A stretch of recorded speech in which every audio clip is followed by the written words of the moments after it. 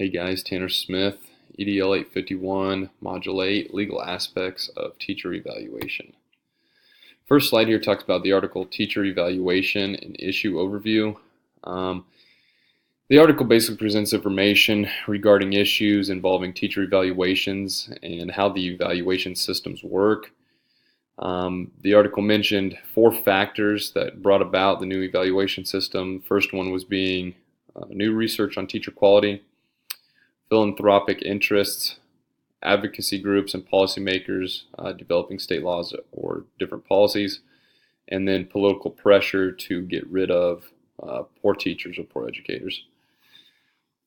Previous evaluation systems, I guess, were suggested to retain tenured teachers. Some might think that they were to retain poor teachers, and it demonstrated a lack of data on how teachers were performing in schools. So basically the government stepped in and said that new evaluation models need to be put in place, and part of the evaluation would include student test scores. Some of the characteristics of current evaluation models, the 2 that I picked it from was the Danielson model, and that actually contains 4 different domains with a total of 22 standards in those domains. And then the Marzano model I found contained 4 domains with 23 subdomains, and each of those subdomains containing their own standards, probably 4, 5, 6 standards to each one of those subdomains. So a ton of information, a ton of standards for observers to go through during an observation. The new evaluation system cons that I think, is definitely the domains and the standards that the observers have to check mark every observation or during a couple observations. And then also the value added model, which provides a score for the teachers to determine their effectiveness. And the issues basically with this is observation time is limited. Number of observations in my experience has been limited. It doesn't take into account student home environment, student learning disabilities, or even student test taking abilities. So I see quite a few cons to these current models, and they're in constant refinement because of the lack of accuracy that they provide for teachers. Next is teacher evaluation heads to the courts, and basically this article presented information, different court cases. Teachers and unions are involved in multiple lawsuits throughout the nation, anything ranging from evaluation system scoring or the VAMs being inaccurate, not including demographic data or taking that into account. There's been inconsistencies in scores, like a teacher's evaluation could score high one year and then the next year be considered inefficient even though test scores have remained basically the same. Tenures come in to be an issue. Monetary incentives are tied to how you score on the evaluation. And then also job security can be tied to that as well. Some places have due process, some don't. And so there's a need for compromise with the evaluation system or between administrators or the state or district and teachers. And this is kind of where ESSA steps in. And then that's the next article is the teacher evaluation and ESSA. Basically, every Student Succeeds Act allows the state to develop appropriate evaluation systems, which is ending the involvement of the federal government and its influence on the teacher evaluation system. In ESSA, states are required to develop long-term, short-term, and interim goals. And all these goals involve multiple factors regarding school effectiveness. It does not, even though it does encourage the use of multiple measures for teacher performance, it does not provide bargaining or advocacy rights if that district or state didn't already have those. But it does provide an opportunity for districts or teachers or unions to discuss that. Basically what I'm learning and reading from these articles is that teacher evaluation systems should be designed in partnership with teachers, and the districts to encourage teacher acceptance. If teachers are part of that decision-making process, then they're going to be more apt to buy in to those evaluations. And evaluation systems should provide a more positive feedback, or feedback that can be used to guide professional development and improve classroom instruction. So teacher evaluation used in my district, we actually use a hybrid model between Marzano and McCrell. And our system, like most others these days, include multiple domains with many different standards for each domain.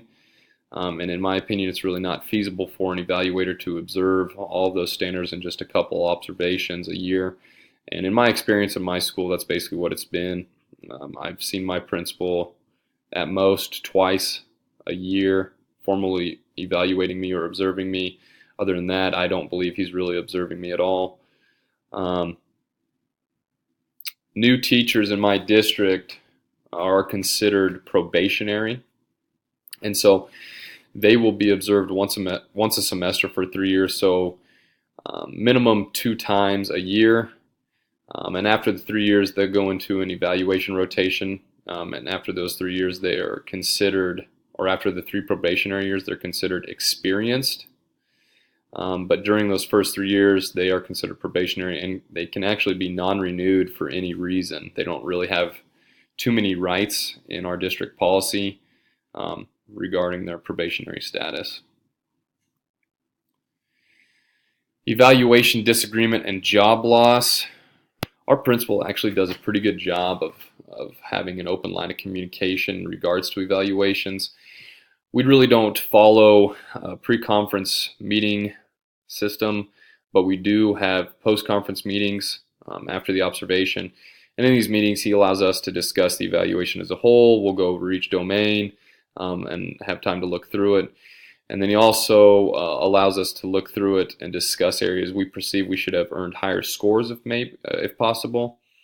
Now, if we do disagree, we can ourselves put a note in that evaluation or comment on that evaluation before it goes into our file.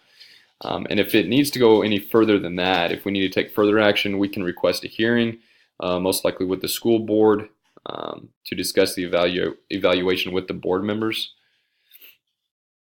And if teachers are considered to actually be underperforming, then in our policy or our negotiated agreement, it says that the full evaluation process will be utilized, and a plan of improvement will be implemented, and then decisions will be made afterwards, after another evaluation is done, after the plan of improvement has been established, practiced. The teacher will be evaluated again.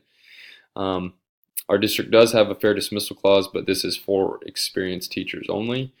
Probationary teachers, like I said before, can be let go for any reason during their first 3 years.